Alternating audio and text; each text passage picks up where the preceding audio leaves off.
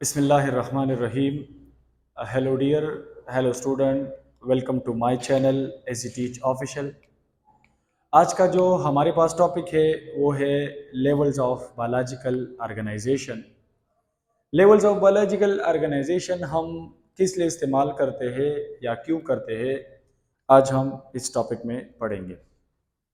सबसे पहले levels of biological organisation होता किस लिए है और ये किस लिए इस्तेमाल होता है।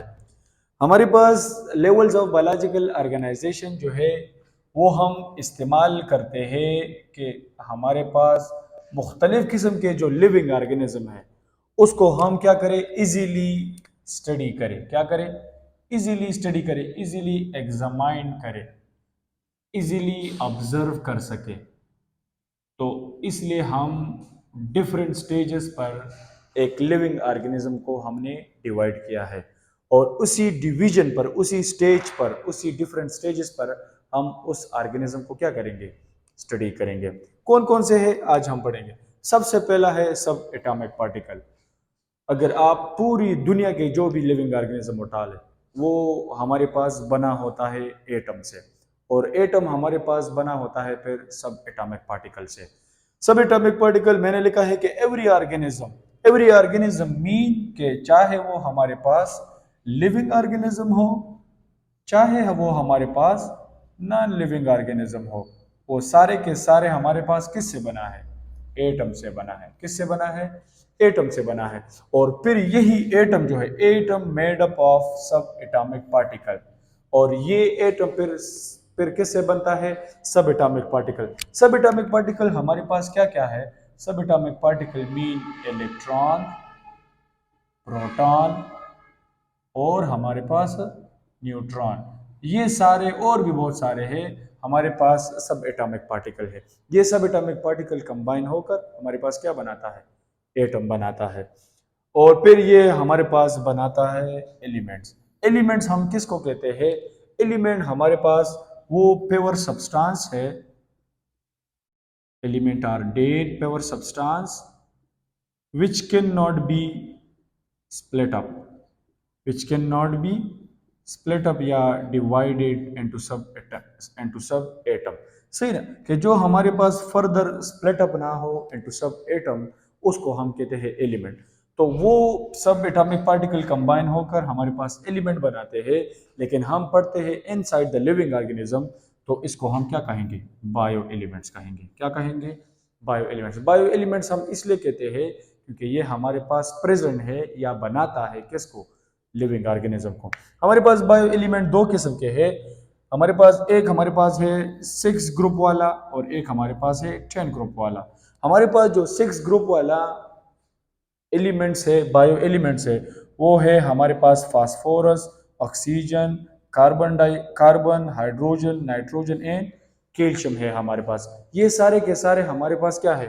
6 ग्रुप वाला है, जो कि हमारे पास 99% 99% या उस लिविंग ऑर्गेनिज्म में प्रेजेंट है, या वो ऑर्गेनिज्म क्या करता है? कंपोस्ट करता है या उसे बनाता है, या उस लिविंग ऑर्गेनिज्म में प्रेजेंट है या उस लिविंग ऑर्गेनिज्म को बनाता है। ये 99%। हमारे पास जो ऑक्सीजन है वो हमारे पास लिविंग ऑर्गेनिज्म में तकरीबन 65% मौजूद है। कितना परसेंट? 65%।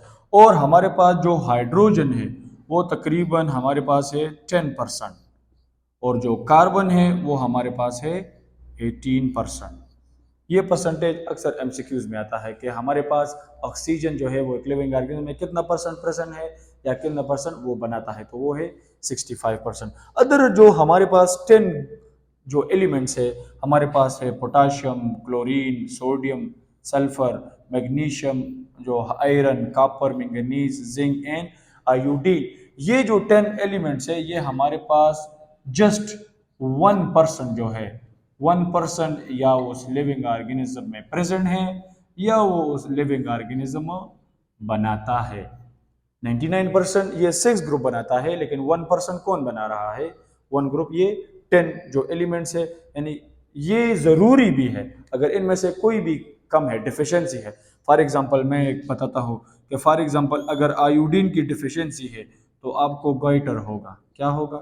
गाइटर। तो ये हमारे पास आटे में नमक के बराबर है, लेकिन अगर आटे में नमक ना हो फिर भी मसले होते हैं। तो इसलिए ये भी जरूरी है और हमारे पास ये भी जरूरी है।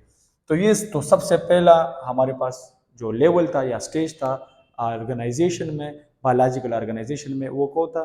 सब एटॉमिक पार्टिकल हमने डिस्कस किया। The second thing is biomolecule. फिर बायो एलिमेंट कंबाइन होकर एक मॉलिक्यूल बनाता है और उसको हम क्या कहते हैं? बायोमॉलिक्यूल। बायोमॉलिक्यूल हम क्यों कहते हैं? क्योंकि ये हमारे पास बायो एलिमेंट से बने हैं। किससे बने हैं? बायो एलिमेंट से बने हैं। तो बायोमॉलिक्यूल हमारे पास वो है, मॉलिक्यूल की अगर हम डिफिनीशन बता दें तो हमारे पास मॉलिक्यूल वो है जो फ्री इन नेचर है। क्या है? Free in nature, exist free in nature, तो उसको हम मॉलिक्यूल कहते हैं। तो हमारे पास बायो मॉलिक्यूल वो है जो बायो एलिमेंट से बने हैं। सही है ना? यानी फॉर एग्जांपल हमारे पास है दो किस्म के पेयर बायो मॉलिक्यूल है, और ये किस बेस पर है? ये on the basis of molecular weight. On the basis of molecular weight. अगर किसी का मॉलिक्यूलर वेट हाई है तो उसको हम मैक्रो मॉलिक्यूल कहते हैं। हाई मॉलिक्यूलर वेट, कि जिसका मॉलिक्यूलर वेट क्या हो? हाई हो, उसको हम मैक्रो कहते हैं। Macro mean large, macro mean large. तो जिसका लार्ज या हाई मॉलिक्यूलर वेट हो उसको मैक्रो मॉलिक्यूल की कैटेगरी में डालते हैं, और जिसका मॉलिक्यूलर वेट लो है उसको माइक्रो में। माइक्रो मीन लो या स्मॉल। तो जिसका स्मॉल मॉलिक्यूलर वेट है उसको हम माइक्रो में डालते हैं, जिसका लार्ज है वो हमारे पास, यानी फॉर एग्जांपल हमारे पास माइक्रो मॉलिक्यूल है, फॉर एग्जांपल अमाइनो एसिड। क्या है? Amino acid. इसका मॉलिक्यूलर वेट कम है, इसलिए हमने उसको कैटेगराइज किया है इनसाइड द माइक्रो मॉलिक्यूल। और इसी अमाइनो एसिड मिलकर हमारे पास क्या बनाता है? मॉलिक्यूलर, ये हमारे पास अमाइनो एसिड मिलकर हमारे पास प्रोटीन बनाता है। क्या बनाता है? Protein. So protein is macro molecule and amino acid is what? Micro molecule. फिर हमारे पास थर्ड जो लेवल है या ऑर्गेनाइजेशन का जो स्टेज है वो हमारे पास है ऑर्गेनेली। ऑर्गेनेली हमारे पास क्या है? ऑर्गेनेली में हम स्टडी करते हैं कि डिफरेंट बायोमॉलिक्यूल, क्या? Different biomolecule combine together and form a cluster and form a structure. Different biomolecule combine together and form cluster या structure, और वो क्लस्टर या वो स्ट्रक्चर सेम फंक्शन परफॉर्म करता हो, एक फंक्शन परफॉर्म करता हो, तो उस क्लस्टर या उस स्ट्रक्चर को हम क्या कहते हैं? ऑर्गेनेली कहते हैं। क्या कहते हैं? Organelle. Different biomolecule combine together and perform a specific function, तो उसको हम क्या कहते हैं? ऑर्गेनेली कहते हैं। फॉर एग्जांपल हमारे पास एक ऑर्गेनेली है माइटोकॉन्ड्रिया। माइटोकॉन्ड्रिया, माइटोकॉन्ड्रिया बना है हमारे पास मैट्रिक्स से, हमारे पास सिस्टर्ना से। ये डिफरेंट मॉलिक्यूल है, इसमें डिफरेंट पार्ट्स है और डिफरेंट मॉलिक्यूल से वो बने हैं। या मेम्ब्रेन है माइटोकॉन्ड्रिया का, लेकिन डिफरेंट बायोमॉलिक्यूल है ना, लेकिन ये डिफरेंट बायोमॉलिक्यूल एक फंक्शन परफॉर्म करता है और वो है एनर्जी प्रोडक्शन। क्या है? Energy production. तो इसलिए हमारे पास माइटोकॉन्ड्रिया क्या है? ऑर्गेनेली है। The fourth one is cell. Cell किसे कहते हैं? Cell is the basic structure and functional unit of living organism. पूरी लिविंग ऑर्गेनिज्म जो है उसका फंक्शनल यूनिट भी है और स्ट्रक्चरल यूनिट भी है। फंक्शनल यूनिट क्यों कहते हैं? स्ट्रक्चरल यूनिट क्यों कहते हैं? फंक्शनल यूनिट इसलिए कहते हैं कि हमारे पास जो पूरा लिविंग ऑर्गेनिज्म है, जो फंक्शन परफॉर्म कर रहा है वो सेल भी कर रहा है। जो स्ट्रक्चर हमारे पास उस सेल का है तो पूरी बॉडी का, पूरी लिविंग ऑर्गेनिज्म का भी वही स्ट्रक्चर होगा हमारे पास। सेल की हम इस तरह डिफिनीशन भी कर सकते हैं कि different organelle combine together and perform a function, उसको हम भी सेल कहते हैं। सेल हमने ये भी कहा कि basic structure and functional unit of living organism. तीसरा हम ये भी कहते हैं कि it is the building block of living organism. It is the building block of living organism, उसको भी हम सेल कहते हैं। यानी फॉर एग्जांपल हमारे पास एक सेल है जिसका नाम है एपिथेलियल सेल। एपिथेलियल सेल हमारे पास क्या है? Epithelial cell is the example of cell, कि ये एपिथेलियल हमारे पास जो स्किन बनाता है तो उसको हम क्या कहते हैं? एपिथेलियल सेल कहते हैं। The fifth one is tissue. Tissue किसे कहते हैं? Tissue of the similar cell and same function वो परफॉर्म करता हो, कि हमारे पास same cell combine together and perform a single function, उसको हम फिर क्या कहते हैं? फिर टिश्यू कहते हैं। या the combination of the similar cell, तो वो हमारे पास क्या बनाता है और फंक्शन एक परफॉर्म करता हो, तो उसको हम क्या कहते हैं? उसको भी हम टिश्यू कहते हैं। यानी फॉर एग्जांपल हमारे पास है एपिथेलियल टिश्यू। कौन से टिश्यू? Epithelial tissue. अभी एपिथेलियल टिश्यू जो है वो कौन से सेल से बने हैं? एपिथेलियल सेल से बने हैं। किससे बने हैं? Epithelial cell. तो सेम सेल है ना, और फंक्शन भी सेम है। फंक्शन क्या परफॉर्म कर रहा है? प्रोटेक्शन। स्किन का काम क्या है? प्रोटेक्शन। सही है ना? तो वो प्रोटेक्शन हमारे पास करता है, तो इसलिए वो एपिथेलियल टिश्यू हमारे पास टिश्यू कहलाता है। The next thing is organ. Organ क्या है? आर्गन हमारे पास डिफरेंट टिश्यू हो, चाहे सेम हो या ना हो, डिफरेंट टिश्यू हो, और वो हमारे पास एक फंक्शन परफॉर्म करता हो। डिफरेंट टिश्यू हो लेकिन हमारे पास एक फंक्शन परफॉर्म करता हो, उसको हम क्या कहते हैं? आर्गन कहते हैं। फॉर एग्जाम्पल हमारे पास है स्टमक, तो स्टमक में हमारे पास डिफरेंट टाइप ऑफ टिश्यू है। यानी फॉर एग्जांपल हमारे पास है स्मूथ टिश्यू भी है, और हमारे पास एपिथेलियल टिश्यू भी है। इसके जो वाल है वो एपिथेलियल टिश्यू से बने हैं। सही ना? तो हमारे पास अभी डिफरेंट टिश्यू है, लेकिन स्टमक जो फंक्शन परफॉर्म करता है वो तो एक कर रहा है ना, और वो फंक्शन क्या है? डाइजेशन। क्या है? डाइजेशन। तो इसलिए हमारे पास स्टमक क्या है? आर्गन है। डिफरेंट टिश्यू है लेकिन फंक्शन एक परफॉर्म कर रहा है, तो इसलिए वो स्टमक क्या है? आर्गन है। The next thing is argon system. हमारे पास आर्गन सिस्टम क्या है?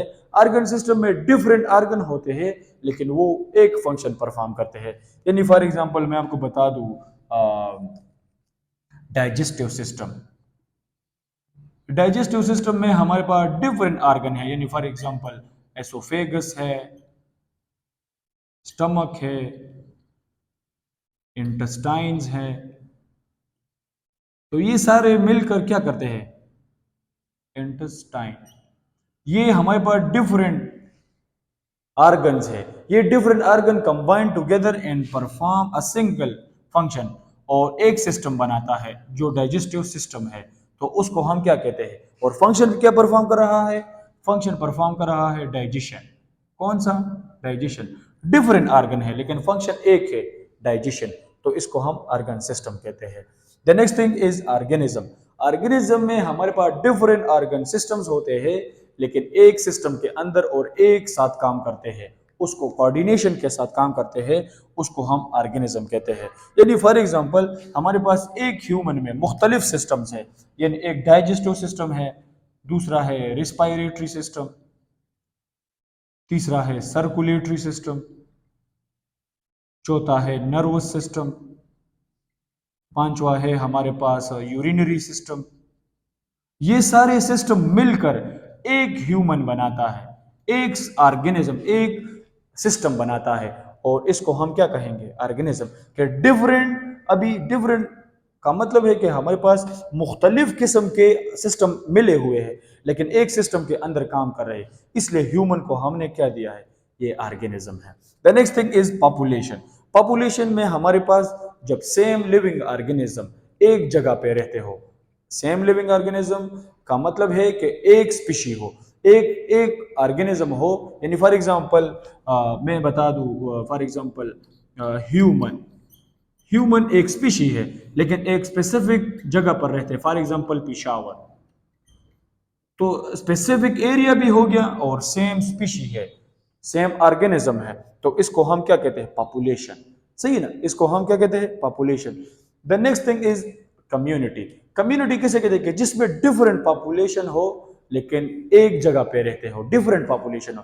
यानी फॉर एग्जांपल हमारे पास एक जगह पर ह्यूमन भी रहते हैं, काउस भी रहते हैं, हमारे पास मुख्तलिफ और भी लिविंग ऑर्गेनिज्म है, गॉट है, या फॉर एग्जांपल प्लांट है, ये सारे के सारे एक जगह पर रहते हैं। एक ही मिसाल में दे दूं, पिशावर फॉर एग्जांपल, पिशावर में ये सारे रहते हैं, तो पिशावर अभी हमारे पास क्या है? कम्युनिटी है। सही है ना? कि जिसमें हमारे पास different type of living organism रहते हो। काउ अलग है, ह्यूमन अलग है, प्लांट अलग है। इसी तरह इकोसिस्टम, इकोसिस्टम किसे कहते हैं कि जिसमें कम्युनिटी और नॉन लिविंग चीजें, कम्युनिटी में जो हमारे पास सिर्फ लिविंग चीजें आ गई ना, इसमें हमारे पास living plus non living organism एक जगह पे रहते हैं, तो उसको हम क्या कहते हैं, उसको हम इकोसिस्टम कहते हैं। इसी पिशावर का मैं मिसाल दे दूं, यही सारी चीजें भी रहती है और कार्स भी है, रिक्शाज भी है, तो ये नॉन लिविंग चीजें है ना, तो उस पिशावर को फिर हम किस कैटेगरी में डालेंगे, इकोसिस्टम भी है, सही ना, कि जिसमें लिविंग चीजें भी हो और नॉन लिविंग चीजें भी हो, लेकिन एक जगह पे रहते हो, उसको हम क्या कहते हैं, इकोसिस्टम कहते हैं। या मिसाल दे दूं, for example Pakistan is ecosystem, कि जिसमें हमारे पास डिफरेंट बिल्डिंग्स है जो नॉन लिविंग चीजें हैं, और डिफरेंट टाइप ऑफ लिविंग चीजें भी रहती है, नॉन लिविंग चीजें भी रहती है, तो वो हमारे पास किस कैटेगरी में आया, इकोसिस्टम में। The last thing is biosphere, पूरी दुनिया के, पूरी अर्थ के जो इकोसिस्टम है, उसको हम क्या कहते हैं, हम बायोस्फेयर कहते हैं। क्या कहते हैं, बायोस्फेयर। यानी फॉर एग्जांपल हमारे पास जो अर्थ है, जमीन, ये हमारे पास क्या है, बायोस्फेयर है, कि जिसमें all living organism, all non living organism रहते हैं एक ही जगह पर, अर्थ पर, तो वो हमारे पास क्या है, वो हमारे पास बायोस्फेयर है। आई होप आपको समझ आई होगी इस टॉपिक की। If you have any question related to the topic, you can ask freely in the comment section, and best of luck, have a nice day.